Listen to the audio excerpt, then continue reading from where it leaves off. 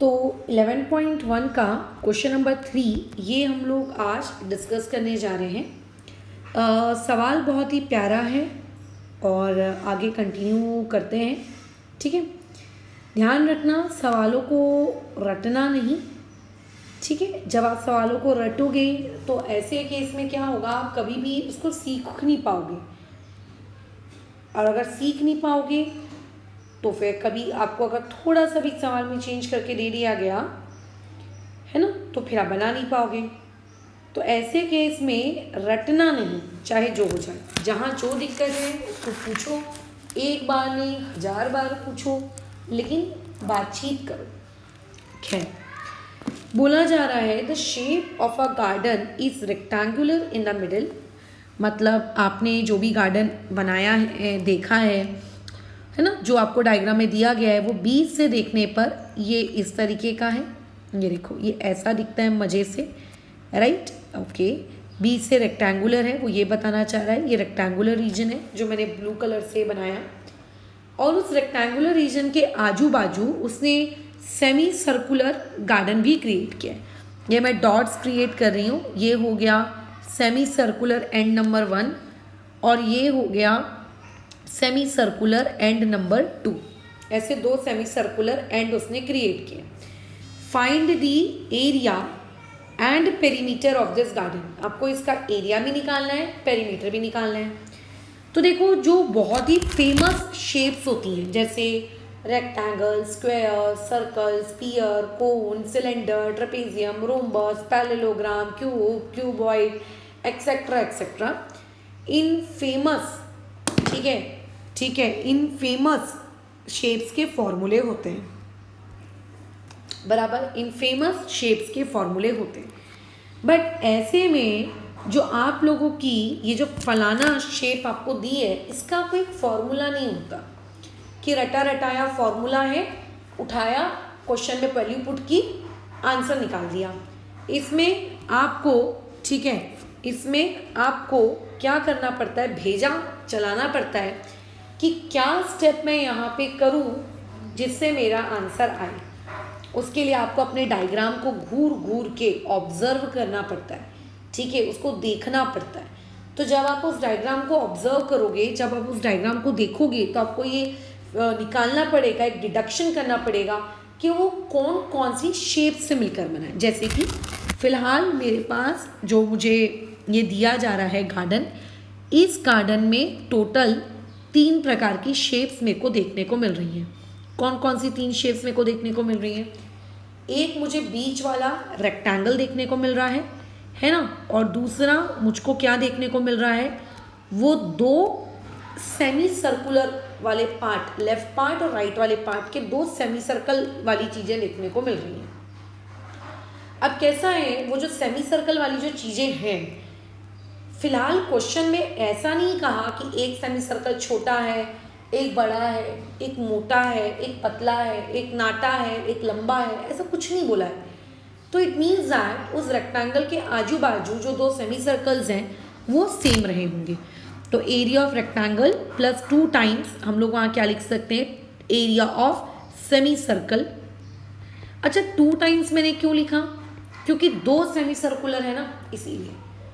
ठीक है, आप ऐसा भी लिख सकते थे, area of semi circle plus area of semi circle, but directly मैंने वहाँ पे क्या लिख दिया, 2 times. Is it done? Okay madam, done. अब आगे बढ़ते हैं हम लोग इस पर्टिकुलर डिस्कशन में। अब देखो, जो इन्फॉर्मेशन दी है उसमें मुझे एरिया ऑफ गार्डन निकालना है। तो एरिया ऑफ गार्डन निकालने के लिए पहले मुझे एरिया ऑफ रेक्टेंगल निकालना पड़ेगा, और मुझे एरिया ऑफ सेमी सर्कुलर वो निकालना पड़ेगा। फिर जब मैं ये सारी वैल्यूज इस इक्वेशन में, इस फॉर्मूले में पुट करूँगी, तब मेरा आंसर आ जाएगा। अब लेकिन मुझको अगर रेक्टेंगल का एरिया निकालना है, तो रेक्टेंगल का एरिया निकालने के लिए जो सबसे इम्पॉर्टेंट इन्फॉर्मेशन है, लेंथ पता होनी चाहिए रेक्टेंगल की, और पता होनी चाहिए उसकी ब्रेथ, वो मुझको क्वेश्चन में नहीं दी हुई है ना। जो 2 उसकी सबसे इम्पॉर्टेंट इन्फॉर्मेशन है, उसका लेंथ और उसका ब्रेथ, ये दोनों इम्पॉर्टेंट इन्फॉर्मेशन मुझको नहीं दी गई है। ठीक है, दोनों इम्पॉर्टेंट इन्फॉर्मेशन मेरे को नहीं दी गई है। अब मैं क्या करूँगी बताओ, तो मुझे कुछ करना पड़ेगा जिससे मैं ये लेंथ और ये ब्रेथ कैलकुलेट कर सकूँ। तो मैंने ना नाम दिया, इस पॉइंट को मैंने ए नाम दिया, इस पॉइंट को मैंने बी नाम दिया, इस पॉइंट को मैंने सी नाम दिया, इस पॉइंट को मैंने डी नाम दे दिया। ठीक है, अब देखो ये जो मुझे 20 मीटर्स दिया है, ये 20 मीटर मुझे ए बी या सी डी इसकी वैल्यू नहीं दी गई है, वो पूरे लंबे एकदम इस कोने से लेकर ये इस कोने से लेकर इस सेमी सर्कुलर कोने से लेकर ये इस सेमी सर्कुलर कोने तक का ये दिया हुआ है। ठीक है, ये दिया हुआ है मुझको। ओके, एक काम करो, यहाँ पे मैं एक पॉइंट ले लेती हूँ ओ और इसको मैं कर देती हूँ ऐसे ज्वाइन। अच्छा चलो ठीक है, ज्वाइन कर दिया मैंने। ओके मैडम कर दिया। इससे मैडम लेकिन आपको फ़ायदा क्या हो रहा है? देखो सबसे पहली चीज़, मुझे 7 मीटर दिया हुआ है। क्या मुझे डायग्राम के अकॉर्डिंग मेरे पास जो BC है वो 7 मीटर मुझे दिया हुआ है, बट डायग्राम को अगर तुम ध्यान से देखोगे तो वो BC वो सेमी सर्कुलर आर्क का डायमीटर भी है। ठीक है, वो सेमी सर्कुलर आर्क का डायमीटर भी है और वो रेक्टेंगल की ब्रेथ भी है। वो सेमी सर्कुलर आर्क का डायमीटर भी है वो BC। देखो ये इस पॉइंट से लेके इस पॉइंट तक के पूरा है, पूरा BC है। तो वो सेमी सर्कुलर आर्क का डायमीटर भी है और साथ ही साथ में वो रेक्टेंगल की ब्रेथ भी है। तो रेक्टेंगल की ब्रेथ तो मुझे पता चल गई 7 मीटर। अब मुझे लेकिन लेंथ नहीं पता, तो लेंथ को पता करने के लिए हमें थोड़े से जुगाड़ बिठाने पड़ेंगे, थोड़ी सी कैलकुलेशंस करनी पड़ेंगी, फिर आगे बढ़ते हैं। तो अभी इसकी लेंथ कैसे कैलकुलेट करें? तो लेंथ कैलकुलेट करने के लिए पहले एक काम करो, अगर आपको डायमीटर पता चल चुका है तो आप रेडियस कैलकुलेट कर लो। ठीक है, तो रेडियस क्या होता है? रेडियस का फॉर्मूला होता है डायमीटर डिवाइड बाई 2। मतलब अगर आपके पास डायमीटर है, आप डायमीटर को 2 से डिवाइड करिए, रेडियस आ जाएगा। डायमीटर कितना है? 7। तो 7 को अगर आप 2 से डिवाइड करेंगे तो आंसर आएगा कितना? 3.5। तो 3.5 क्या कहलाएगा? 3.5 आप लोगों के पास वहाँ पर उस पर्टिकुलर सेमी सर्कुलर वाले का रेडियस कहलाएगा। सो देयरफॉर यहाँ पे मैं लिख सकती हूँ रेडियस इक्वल टू कितना? 3.5 कितना सेंटीमीटर की metre, that will be metre. ये जो आपको क्वेश्चन में नीचे हिंट दी हुई है ना कि लेंथ ऑफ द रेक्टेंगल निकालो, ऐसे इस हिंट को काट दो। ठीक है, ये सब मत देखो। ठीक है, वो मत देखो आप, क्योंकि आपको पता होना चाहिए कि क्वेश्चन वाले ने ऐसा क्यों लिखा है ना। रट थोड़ी ना रहे हम लोग कि रट लिया मैडम, क्वेश्चन वाले ने लिख के दिया था तो रट लिया। आपको पता होना चाहिए, राइट। तो पता होने के लिए मैं सिखा रही हूँ, सीखो उसको, काट छोड़ो, भूल जाओ उसको। वो कैसे लिखा हो मैं समझा के देती हूँ। अच्छा, तो मेरे पास रेडियस आ गया, बोलो कितना? रेडियस आ गया मेरे पास 3.5। तो देखो रेडियस कौन है? अगर मैं यहाँ पे एक D पॉइंट ले लूँ तो ये जो OD है ये मेरा क्या हो जाएगा? 3.5। वैसे तो OB भी रेडियस है, वैसे तो OC भी रेडियस है, बट और भी बहुत सारे रेडियस बनाए जा सकते हैं, बट मैंने OD को मेरा रेडियस लिया तो मेरे पास OD की वैल्यू कितनी आ गई? 3.5। सिमिलरली अगर मैं यहाँ पे एक और पॉइंट ले लूँ, लेट से यहाँ पे मैंने पॉइंट ले लिया P और लेट से यहाँ पे मैंने ले लिया पॉइंट Q, क्योंकि दोनों ही सेमी सर्कुलर हैं, वो भी सेम वाले, तो ये वाला भी कितना होगा? ये वाला भी 3.5 होगा। ये वाला भी कितना होगा? 3.5 होगा, है ना। ये वाला भी कितना होगा? 3.5। लेफ्ट वाला भी 3.5, राइट वाला भी 3.5, है ना। तो यहाँ पे मैं बड़े मज़े से लिख सकती हूँ कि therefore OD equal to PQ equal to बोलो कितना? 3.5 मीटर। बट मैडम इससे लेंथ तो नहीं निकली ना, इससे लेंथ तो नहीं निकली ना। तो अब देखो, ये जो आपको गिवन डेटा दिया है 20 मीटर, ये जो आपको गिवन डेटा दिया हुआ है 20 मीटर, ये given data 20 metre Q point से लेके D पॉइंट तक का डिस्टेंस है एकदम। ठीक है, Q पॉइंट से लेके कहाँ तक का डिस्टेंस है? वो D पॉइंट तक का डिस्टेंस है। यानी कि ये जो QD है, ये QD बेसिकली मुझको क्या दिया हुआ है? 20 मीटर ये मुझको गिवन दिया है। ये मुझको 20 मीटर QD गिवन है। अब तुम अपने डायग्राम को ऑब्जर्व करो और डायग्राम में मुझको देखकर बताओ कि ये जो QD है ये बनता कैसे। तो तुम बोलोगे madam QD QP plus PO plus OD इन 3 टुकड़ों को मिलाकर बनता है। तो मैं बोलूँगी कि अच्छा मतलब QD की जगह मैं QP plus PO plus OD लिख सकती हूँ। तो तुम बोलोगे बिल्कुल मैडम लिख सकते हो, क्योंकि तीनों को ज्वाइन करके बनता है। फिर मैंने तुमसे पूछा क्या तुमको QP की वैल्यू पता है, तो तुम बोलोगे यस। अभी देखो हमने PQ की वैल्यू निकाली, PQ and QP are same, तो हमको वैल्यू पता है। तुमने बोला ठीक है मैडम पुट कर देते हैं 3.5। मैंने कहा क्या तुम्हें PO की वैल्यू पता है, तो तुमने बोला नहीं मैडम PO की वैल्यू तो नहीं पता है। फिर मैंने कहा क्या तुम्हें OD की वैल्यू पता है, तो तुमने कहा हाँ OD की वैल्यू पता है, दैट विल बी 3.5। तो ये इक्वल टू में आ जाएगा आप लोगों का कितना, 20 आ जाएगा। डन, या आपका कितना आ जाएगा, 20 आ जाएगा। सो देयरफॉर यहाँ से जो ये PO है, ये PO आएगा 20, है ना, -3.5 -3.5 ऐसे। अब समझे क्यों आपके टेक्स्ट बुक वाले ने वैसा लिख कर दिया था। तो उसको रटो मत कि टेक्स्ट बुक में लेंथ पहले से लिख कर दे दी है, उसी लेंथ को यूज़ करके हम फटाफट अपना आंसर निकाल लेंगे। पेपर में अगर टीचर ने हिंट नहीं दी तो क्या होगा, फ्यूचर में जब बड़े होगे तुम्हें खुद को कोई सवाल सॉल्व करना रहा तब क्या होगा, तब क्या हिंट मांगोगे। अब बस कैलकुलेशन कर लो, यहाँ से PO की वैल्यू आ गई कितनी, 13 मीटर। बट मैडम PO की वैल्यू 13 आई है ना, लेंथ थोड़ी ना आई है। आ गई है भैया, ध्यान दो कैसे, देखिए PO मतलब क्या, PO मतलब ये, इसको कहते हैं PO। अब ये जो PO है ये आपका 13 है, तो जितना PO होगा उतना ही तो ये नीचे वाला DC भी होगा, उतना ही ये ऊपर वाला AB भी होगा, है ना। क्यों, क्योंकि ये एक रेक्टेंगल है, रेक्टेंगल है मतलब एंगल 90 डिग्री के हैं, तो वो दोनों तो इक्वल होंगी। अच्छा, यानी कि अगर PO आपकी 13 मीटर आई है, सो देयरफॉर आप लोगों का AB, आप लोगों का DC और आप लोगों का PO, ये तीनों का तीनों आप लोगों का कितना आ गया है, 13 मीटर। और इसी को हम लोग लेंथ कहते हैं, और ये हमारी लेंथ आ गई 13 मीटर। अब अगर तुम्हें एरिया निकालना है किसका, रेक्टेंगल का, तो एरिया ऑफ रेक्टेंगल का फॉर्मूला हमें पता है, लेंथ इनटू ब्रेथ। सो कितना आएगा, 13 मल्टीप्लाई बाय 7, मल्टीप्लाई कर लीजिए, ठीक है, that will be 91 metre square. तो यहाँ से देयरफॉर एरिया ऑफ रेक्टेंगल कितना आ गया, 91 मीटर स्क्वायर।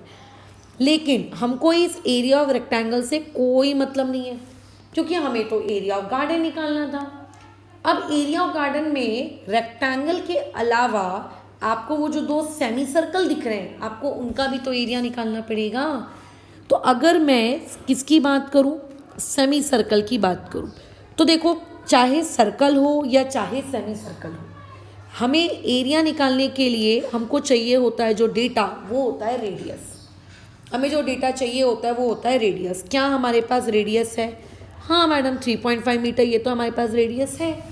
अब अगर आपको कोई ये बोले कि जाओ जाके एरिया कैलकुलेट करो उस सेमी सर्कल का, तो क्या आप उस सेमी सर्कल का एरिया नहीं निकाल सकते, बिल्कुल निकाल सकते हैं। सुनो ध्यान से, जो सर्कल होता है ना, सर्कल का एरिया होता है πr²। अब क्योंकि ये सेमी सर्कल है, सेमी मतलब आधा, तो इसका होगा एरिया डिवाइड बाय 2। क्या ये बात भेजे में गई, हाँ मैडम समझ गई। ऊपर से ऐसे कितने सेमी सर्कल है, जरा डायग्राम में देखो, लेफ्ट राइट ऐसे टोटल 2 सेमी सर्कल है, यानी कि हमें एक सेमी सर्कल का एरिया नहीं निकालना है, हमें 2 times the area of semi circle निकालना है। तो सामने एक और 2 आ जाएगा। तो समझ में आ रहा है स्टेप्स में कैसे लिख रही हूँ। अब क्या होगा, ऊपर का 2 नीचे का 2 कट गया, पाई की जगह आ जाएगा 22/7 r²। तो रेडियस कितना है 3.5, तो 3.5 का स्क्वायर, ये ऐसे। कृपया करके स्क्वायर ना निकालें, मैं जैसे कैलकुलेशन सिखा रही हूँ वैसे करें। 22/7 वैसे का वैसी, 3.5 के स्क्वायर को हमने लिखा 3.5 इंटू में यहाँ पे लिखा 3.5, ये ऐसे, ठीक है। ये हो जाएगा 7 1 ये हो जाएगा 7, ये 0.5, ठीक है। अच्छा, अब क्या करें, 22 को अगर तुम 0.5 से मल्टीप्लाई करोगे तो वो आएगा 1 1, ठीक है। और बाजू में 3.5 आपका मल्टीप्लिकेशन में बैठा है कि आओ 11 इंटू 3.5 कर लेते हैं, वो आपका बाजू में बैठा हुआ है ना, बड़े मज़े से, बहुत ही बढ़िया है। अच्छा, अब क्या करना है, उनको मल्टीप्लाई कर दो, इससे तुम्हें तुम्हारे वो जो 2 सेमी सर्कल थे, 2 सेमी सर्कल का एरिया पता चल गया, जो कि आएगा 38.5 मीटर स्क्वायर। तो यहाँ आप बड़े मज़े से लिख सकते हो कि जो आपके पास 2 सेमी सर्कल थे, उन 2 सेमी सर्कल का एरिया है इतना। Give it equation number 3। ये इक्वेशन नंबर 3 जिससे हमें एरिया ऑफ सेमी सर्कल पता चल गया, डबल वाला। ये है आप लोगों का एरिया ऑफ रेक्टेंगल जो हमें पता चल गया। और ये रही आपकी इक्वेशन नंबर 1 जो बोलती है कि एरिया ऑफ गार्डन उन दोनों को ऐड करके बनेगा। तो इक्वेशन नंबर 1 में अगर मैं एरिया ऑफ रेक्टेंगल की जगह उसकी वैल्यू पुट कर दूँ, है ना, तो यहाँ पे प्रॉपर आपको ऐसा लिखना पड़ेगा कि फ्रॉम इक्वेशन 1 2 ठीक है एंड 3 क्या हो जाएगा, एरिया किस चीज़ का, रेक्टेंगल का, equal to sorry not rectangle का, एरिया किसका, गार्डन का, किसके बराबर है, रेक्टेंगल। तो रेक्टेंगल की वैल्यू इक्वेशन 1 के अकॉर्डिंग या 2 के अकॉर्डिंग कितनी है, 91। तो यहाँ आ जाएगा 91 प्लस फिर क्या है इक्वेशन नंबर 1 में कि अगर एरिया ऑफ गार्डन निकालना है तो रेक्टेंगल के अलावा सेमी सर्कल का एरिया डबल करके ऐड करो। तो देखो अब मैं यहाँ पे वैल्यू पुट करूँगी 38.5, तो जब आप ऐड करोगे तो ये हो जाएगा 9, ये हो जाएगा 2, तो ये आ जाएगा मीटर स्क्वायर। समझ रहे हो? तो देयरफॉर यहाँ से एरिया ऑफ गार्डन ये हमारे पास आ गया। अब मैं तुम्हें बताऊँ यहाँ पे एक स्टूडेंट से सबसे बड़ी गलती क्या होती है, जब मैंने 38.5 निकाल लिया वो क्या करता है, वैल्यू पुट करते वक्त उसको फिर से एक और बार 2 से मल्टीप्लाई कर देता है। और जब आप उससे पूछते हो कि भैया तुमने क्यों मल्टीप्लाई किया 2 से, तो वो जवाब देता है मैडम आपने तो लिखा था ना 2 टाइम्स। तो यार मैंने भले ही लिखा था 2 टाइम्स, लेकिन मैंने तो देखो ना इस 2 टाइम्स को तो पहले ही कैलकुलेशन में ले लिया है ना। मैंने जब कैलकुलेशन की, जब मैंने एरिया ऑफ सेमी सर्कल निकाला तो मेरा ये 2 तो पहले से वहाँ लिखा हुआ है, मतलब मैंने कैलकुलेशन 2 को लेकर की है, पहले से 2 को मैंने इंक्लूड किया है मेरे इसमें। ऐसा नहीं है कि मैं 2 को इग्नोर कर दी हूँ और अब तुम बोल रहे हो कि नहीं मैडम देखिए वो 2 तो रह गया। ठीक है, क्या ये बात गई भेजे के अंदर कि क्या बोला जा रहा है, क्या चीज़ें पूछी जा रही है, क्या बताया जा रहा है ना। अच्छा, क्या हमारा क्वेश्चन डन? बिल्कुल डन। बट एक चीज़ और पूछी है, आपको पेरीमीटर भी निकालना है। अब देखो अगेन जो बच्चे रटने की कोशिश करते हैं उनके अकॉर्डिंग तो इस फिगर के पेरीमीटर का कोई फॉर्मूला ही नहीं होता। जो लोग रट्टू तोते जैसे रटने की कोशिश करते हैं मैथ्स को, उनके अकॉर्डिंग इस पर्टिकुलर फिगर का तो कोई फॉर्मूला ही नहीं है। जैसे ए पेरीमीटर ऑफ रेक्टेंगल होता है 2 इंटू लेंथ प्लस ब्रेथ, जैसे पेरीमीटर ऑफ स्क्वायर होता है 4 इंटू साइड, उनके अकॉर्डिंग इस गार्डन का तो कोई पेरीमीटर ही नहीं निकाल सकता। क्यों नहीं निकाल सकता? क्योंकि इस पर्टिकुलर गार्डन का क्या नहीं है, आप लोगों के पास इस पर्टिकुलर गार्डन का कोई फॉर्मूला ही नहीं है।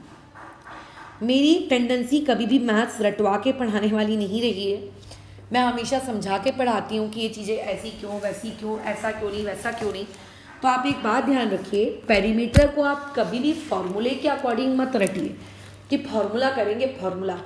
ठीक है, पेरीमीटर का कंसेप्ट क्या होता है, what do you mean by the term perimeter? Perimeter का मतलब होता है जो भी फिगर आपको दिया गया है उस फिगर की आउटर बाउंड्रीज को ऐड करना। ध्यान से वर्ड सुनना, मैंने क्या बोला, आउटर बाउंड्रीज। जैसे अब तुम्हारे घर में दीवारें होती हैं, घर के आजू बाजू अपन फेंसिंग कराते हैं, बाउंड्री वॉल कराते हैं, वो टोटल बाउंड्री वॉल की लेंथ कितनी है वो काउंट करना। घर के अंदर कितनी दीवारें हैं उसे काउंट करना is not at all our concern, is not at all our concern. ठीक है, is not at all our concern, है ना। तो अभी अगर आपको पेरीमीटर निकालना है तो आप घबराओ मत कि यार मेरे पास फॉर्मूला नहीं है, कोई दिक्कत नहीं है। जितनी भी उसकी आउटर बाउंड्रीज है आपको बस वो आउटर बाउंड्रीज को टोटल करना है। तो एक बार मैं फिगर को रीड्रॉ कर लेती हूँ उसकी आउटर बाउंड्रीज के साथ। तो फिगर समथिंग कुछ इस प्रकार का दिखता है, ये ऐसा दिखता है। मेरी ड्राइंग स्किल्स तो खैर उतनी बढ़िया नहीं है, ऐसा दिखता है, जिसमें इस पॉइंट से लेके इस पॉइंट तक को हम लेंथ कहते हैं, जो कि ऑलरेडी हमारी 13 मीटर आ चुकी है। सिमिलरली इस पॉइंट से लेके इस पॉइंट तक को भी हम लेंथ कहते हैं, जो कि ऑलरेडी हमारी 13 मीटर आ गई है। अब सबसे बड़ी मिस्टेक सुनो, सबसे बड़ी मिस्टेक, मैं मिस्टेक बता रही हूँ, सोल्यूशन नहीं बता रही हूँ। ठीक है, देखो अगर मैं डायरेक्ट सोल्यूशन बताने लगूँ किसी भी पर्टिकुलर प्रॉब्लम का तो वो मेरे लिए सबसे आसान कार्य होगा, क्योंकि सोल्यूशन बताने में कोई एफर्ट्स नहीं जाते, है ना। तो वो बेसिकली आप लोगों को मैथ्स रटाने के भांति वो हो गया। परंतु मैं मिस्टेक वो बता रही हूँ कि जो मैं हर साल बच्चों की कॉपी चेकिंग करती हूँ, हर साल मैं जो टेस्ट लेती हूँ, हर साल मैं जो उनसे बातचीत करती हूँ, तो पहली तो 8th की बैच होनी जो मेरे से पढ़ रहे हो, है ना। मैं कई लोगों को 8th पढ़ाया है, तो मैं उनके साथ जब बातचीत करती हूँ, डिस्कशन करती हूँ, तो जो छोटे छोटे उनके दिमाग होते हैं, उनमें वो क्या क्या गलतियाँ करते हैं, वो गलतियाँ मैं तुम्हारे साथ शेयर कर रही हूँ ताकि वो गलतियाँ तुम ना करो, ठीक है। अगर हमें लेट से पता चल जाए कि यहाँ से ना थोड़ी दूर जाने पे एक बहुत बड़ा गड्ढा आता है, तुम मस्त अपनी गाड़ी तेज़ी से लेकर जा रहे हो, क्या होगा, एक बार गड्ढे में गिरोगे, उचकोगे, एक्सीडेंट होगा, भगवान ना करे हो, ठीक है। बट दूसरी बार, चाहे तुम्हारी गाड़ी स्पीड में हो, चाहे स्लो हो, चाहे तुम पैदल में हो, चाहे तुम हवा में हो, तुम कभी भी उस गड्ढे में नहीं गिरोगे, क्योंकि तुम्हें पता है वहाँ पे गड्ढा है। मेरे अकॉर्डिंग नॉर्मल इंस्ट्रूमेंट्स ही होते हैं। अब अगर तुम किसी और ग्रह के हो तो भाई फिर कुछ नहीं कहा जा सकता, परंतु तो वैसे ही मैथ्स है। अगर आपको पहले से पता है कि यहाँ पे मिस्टेक हो सकती है, तो आप कभी भी उस मिस्टेक को वापस नहीं करेंगे, ठीक है। आप उस मिस्टेक को कभी भी वापस नहीं करेंगे। अब देखो कैसा है, जो डायग्राम आपको बुक में बना के दिया गया है, उस डायग्राम के अकॉर्डिंग यहाँ पे लिख कर दिया है 7 मीटर। तो कई बच्चों को ये लगता है कि मैडम ने बोला है कि आउटर बाउंड्री को ऐड करो, तो वो जो ये आउटर बाउंड्री का ये जो कर्व्ड पार्ट नहीं है, ये जो आपको ऐसा कर्व्ड पार्ट दिख रहा है, ये इस कर्व्ड पार्ट को 7 मीटर ले लेता है। और जब मैं उनसे पूछती हूँ कि भैया तुमने कर्व्ड पार्ट को 7 मीटर क्यों लिया, तो वो बोलते हैं मैडम डायग्राम में तो दिया था 7 मीटर, इसलिए हमने 7 मीटर ले लिया।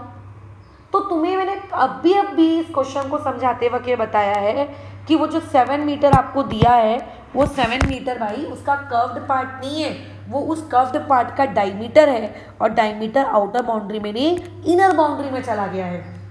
डायमीटर आउटर बाउंड्री में नहीं इनर बाउंड्री में चला गया है। डायमीटर कहाँ चला गया है, आउटर बाउंड्री में नहीं है, बराबर क्या है, वो आप लोगों का इनर बाउंड्री में चला गया है। वो कहाँ चला गया, आप लोगों की इनर बाउंड्री में चला गया है ना। वो क्या हो गया, आप लोगों के इनर बाउंड्री में चला गया। तो वो 7 मीटर कर्व्ड पार्ट नहीं है, वो 7 मीटर आप लोगों का क्या है, आप लोगों का क्या है, वो 7 मीटर आप लोगों का क्या है, वो इनर है, वो 7 मीटर इनर वाला है, ठीक है। ये बात का ध्यान रखना, वो 7 मीटर कौन सा वाला है, इनर वाला है। ओके डन, ओके ठीक है। तो ये पहली मिस्टेक जो बच्चे कर लेते हैं। दूसरी मिस्टेक, अच्छा अब जैसे कि according to our prior discussion, वो मैंने बताया है कि पेरीमीटर का मतलब होता है आउटर बाउंड्रीज को ऐड करना। वो लोग क्या कहते हैं, वो लोग इनर बाउंड्रीज भी ऐड कर लेते हैं। इनर बाउंड्रीज मतलब, ठीक है, जो 7 मीटर के ये थे, ये 7 का था, ये भी 7 का था, वो इसको भी ऐड कर लेते हैं। ये मत करना, क्योंकि वो अंदर में आ गया ना। आउटर में क्या है, आउटर में तो ये है, ये जो मैं देखो पर्पल कलर से ड्रॉ कर रही हूँ ना, ये आउटर है, दिस इज आउटर, ये पर्पल वाला एरिया आउटर है, ठीक है। क्या अब हम पेरीमीटर निकालें, चलो निकालते हैं। तो पेरीमीटर निकालने के लिए मैडम हमको वो कर्व्ड पार्ट की वैल्यू तो पता ही नहीं है, वो कर्व्ड पार्ट की वैल्यू हम कैसे निकालेंगे। तो देखो अभी आपको जो चीज़ का मैं पेरीमीटर निकालने को बोल रही हूँ, वो चीज़ कर्व्ड दिख रही है ना। तो अगर मैंने तुमसे कहा कि आपको पेरीमीटर निकालना है, पेरीमीटर निकालना है वो कर्व्ड पार्ट का, कर्व्ड पार्ट, कर्व नहीं बोलते हैं, टेक्स्ट बुक में बोला गया है सेमी सर्कुलर, तो हम लोग भी जिस शब्द का प्रयोग करेंगे that will B semi circular. तो देखो अगर एक कंप्लीट सर्कल होता तो, अगर एक कंप्लीट सर्कल होता तो फॉर्मूला होता 2πr। कर्व्ड पार्ट का लेंथ निकालने का फॉर्मूला होता है 2πr अगर कंप्लीट सर्कल होता तो। बट ये क्या है मैडम, ये तो सेमी सर्कल है। सेमी मतलब क्या, सेमी मतलब आधा। तो आधे सर्कल का अगर आपको फॉर्मूला चाहिए तो आप क्या करो, जो फॉर्मूला आपके पास पहले से है उसको डिवाइड बाय क्या कर दो, 2 कर दो। उसको डिवाइड बाय क्या कर दो, 2 कर दो। उसको डिवाइड बाय क्या कर दो, 2 कर दो, ठीक है। उसको डिवाइड बाय 2 कर दो। समझ रहे हो मैं फॉर्मूले को क्यों डिवाइड बाय 2 कर रही हूँ। कई बार आप जैसे किसी वेबसाइट पे देखते हो, किसी ऑनलाइन मटेरियल में देखते हो, आपको डायरेक्ट फॉर्मूला दिखता है पायर। जब मैं कई बच्चे छाप के ले आते हैं, मैं उनसे पूछती हूँ बताओ ये पायर कहाँ से आया, है ना, फॉर्मूला है। मैंने बोला मैंने तो नहीं सिखाया फॉर्मूला, क्योंकि मेरे सिखाने का ये है ही नहीं तरीका कि फॉर्मूले रटवा रहे हैं बैठाकर। मेरे सिखाने का ये तरीका ही नहीं है। मैं उसमें कैसे सिखाती हूँ कि पूरा फॉर्मूला होता ये है आधा पूछा जा रहा है तो भाई डिवाइड बाई 2 कर दे, बात खत्म। अब अगर मान लो कभी आधे का फॉर्मूला रटोगे, 50 ग्राम वाले का भी फॉर्मूला रटोगे, 100 ग्राम वाले का भी फॉर्मूला रटोगे, ऐसा होता है क्या? ठीक है, ऐसा होता है क्या? ऐसा नहीं होता। तो इसमें फॉर्मूलेज नहीं रटे जाते, फॉर्मूलेज मिनिमम रटने चाहिए। ओके, लेकिन हमारे क्वेश्चन में तो मैडम आउटर बाउंड्रीज में 2 सर्कुलर पार्ट है, एक लेफ्ट में भी है, एक राइट में भी है, तो इसकी वजह से हमको 2 का पेरीमीटर निकालना पड़ेगा। मैंने बोला ठीक है, एक का पेरीमीटर है 2πr/2, तो अगर 2 का निकालना है तो 2 से क्या कर देते हैं? मल्टीप्लाई। अगर 2 का निकालना है तो 2 से क्या कर देते हैं? मल्टीप्लाई, है ना? 2 का निकालना है तो 2 से क्या कर देते हैं? मल्टीप्लाई। तो क्या हो जाएगा? ये नीचे वाला 2, ये ऊपर वाला 2 आपका कट गया। अरे वाह, पहले ये बात तो समझी ना सभी को कि मैंने 2 से क्यों मल्टीप्लाई किया? क्योंकि मुझको 2 सेमी सर्कुलर पार्ट दिए, 3 देता तो 3 से करती, 4 देता तो 4 से करती। ठीक है, अच्छा, वेरी गुड। अब ये क्या हो जाएगा? ये हो जाएगा आप लोगों का फॉर्मूला 2 इंटू पाई। पाई की जगह 22/7, आर की वैल्यू हमारे पास ऑलरेडी आई हुई है, कैंसिलेशन आप कर लीजिए, ये 0.5। 22 को अगर 0.5 से मल्टीप्लाई करते हैं तो आंसर आता है 11, और 11 को अगर 2 से करेंगे तो आंसर आएगा 22, और यूनिट रहेगी मीटर ना कि स्क्वायर। स्क्वायर वाली यूनिट तभी लगती है जब एरिया निकाल रहे हैं। अभी हम लोग एरिया नहीं निकाल रहे हैं, हम लोग क्या निकाल रहे हैं? पेरीमीटर निकाल रहे हैं, उसके लिए स्क्वायर वगैरह नहीं लगता। तो वो जो आजू बाजू 2 गोले थे, वो आजू बाजू जो 2 गोले थे, वो आजू बाजू के जो 2 गोले थे, उन दोनों का मिला के पेरीमीटर कितना है? 22। तो अगर आपको पेरीमीटर निकालना है किसका? गार्डन का। अगर आपको पेरीमीटर निकालना है किसका? गार्डन का। तो गार्डन के पेरीमीटर में आपको जितनी आउटर बाउंड्रीज दिख रही हैं, आप सारी आउटर बाउंड्रीज ऐड कर दो। आपका आउटर बाउंड्री में एक 13 दिख रहा है, आपको एक 13 दिख रहा है, 2 13 दिख रहे हैं, तो मैं 2 13 को ऐड करूँगी। ठीक है, आउटर बाउंड्री में आपको 2 कर्व्ड पार्ट दिख रहे हैं, और दोनों कर्व्ड पार्ट की वैल्यू मिलाकर कितनी आई है? 22 आई है। 2 बार ऐड मत कर देना, 22 + 22, ठीक है, क्योंकि वो वाली जो चीज़ है आप लोगों की आउटर बाउंड्री में हम लोगों ने कैलकुलेशन करते वक्त ऑलरेडी निकाल ली है। अब 13 + 13 that will B 26, 26 + 22 that will B 28। तो यहाँ से पेरीमीटर ऑफ गार्डन ये आप लोगों का कितना निकल के आ गया? ये निकल कर आ चुका है 28 मीटर। ये निकल के आ गया है 28 मीटर, है ना? यस से डन। क्या ये बात क्लियर है? खत्म। अब बस तुमको लास्ट लाइन लिखनी है कि देयरफॉर द एरिया ऑफ आप लोगों का garden and the perimeter of आप लोगों का गार्डन इज या आर इतना इतना मीटर, इतना इतना। वो मैं लास्ट लाइन लिखना तुम्हारे ऊपर छोड़ रही हूँ, बिकॉज कैसा है, कई लोगों को अगर लास्ट लाइन लिख के देते जाएं तो जब बड़े हो जाते हैं ना, बड़े होने तक के बाद भी उनको लास्ट लाइन लिखनी नहीं आती। बताओ, तो मैं नहीं चाहती कि तुम जब बड़े हो जाओ तुम्हारे साथ कुछ ऐसा हो, तो ये लास्ट लाइन वाला काम मैं तुम्हारे लिए छोड़ रही हूँ ताकि तुम उसको मुझे करके दिखा सको। ठीक है, ओके। फिलहाल अभी इस डिस्कशन को अभी यहाँ रोकते हैं। इनकेस अगर यहाँ पे कुछ बातचीत करनी है, कोई डाउट है, तो मुझे फिर बताओ।